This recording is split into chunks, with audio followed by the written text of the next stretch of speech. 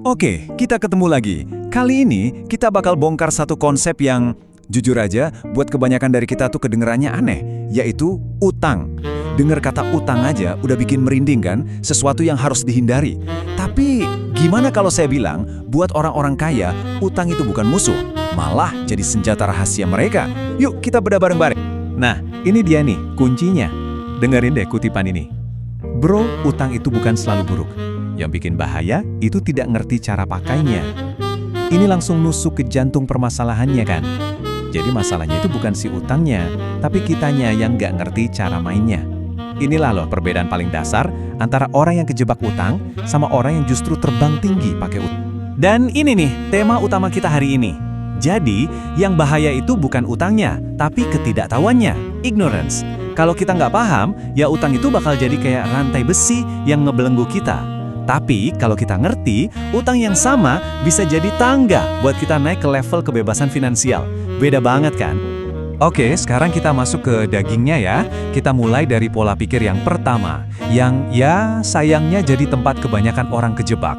Ini sisi utang yang kita semua tahu dan jujur aja, kita takuti.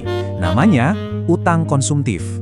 Gampangnya gini, utang konsumtif itu utang buat beli barang-barang yang nggak ngasilin duit balik, malah nilainya turun terus. Coba bayangin deh, nyicil HP keluaran terbaru, liburan yang instagramable, atau mobil baru yang harganya langsung anjlok pas keluar dari dealer. Nah itu dia, ini jenis utang yang literally memakan kekayaan kamu. Kutipan ini, wah dalam banget sih. Dipakai buat gaya hidup, tapi dibayar pakai masa depan. Ini ngerangkum semua jebakannya. Kamu nikmatin senengnya hari ini, tapi yang jadi jaminan itu waktu dan tenaga kamu di masa depan. Kamu, secara sadar atau nggak sadar, lagi ngegadain kebebasan masa depan kamu cuma buat kesenangan sesaat.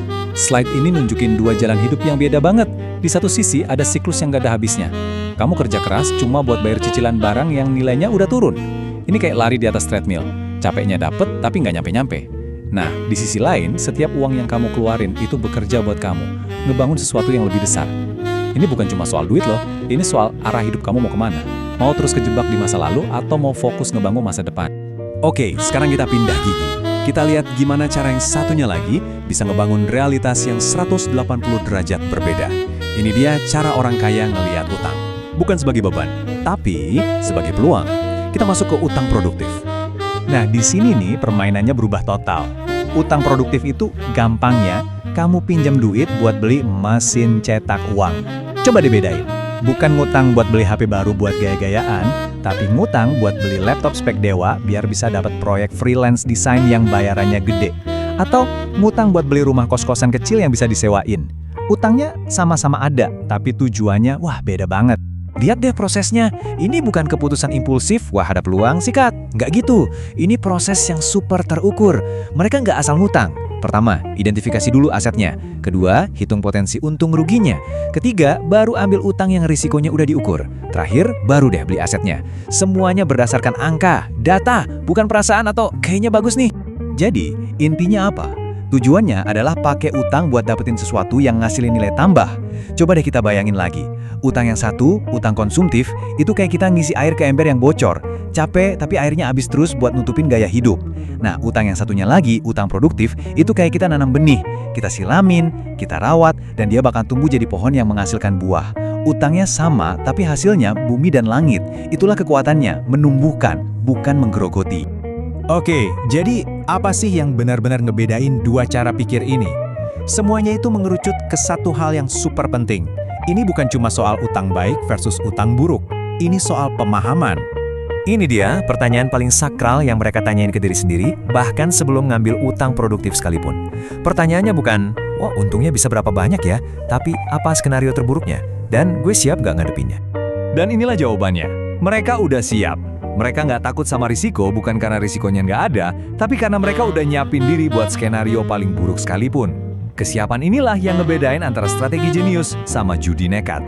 Coba lihat deh ketenangan mereka. Ini bukan karena mereka naif atau nggak lihat bahaya, justru sebaliknya. Mereka bisa tenang karena mereka udah mikirin semua kemungkinan terburuk dan udah punya rencana B, C, bahkan D buat ngatasinnya.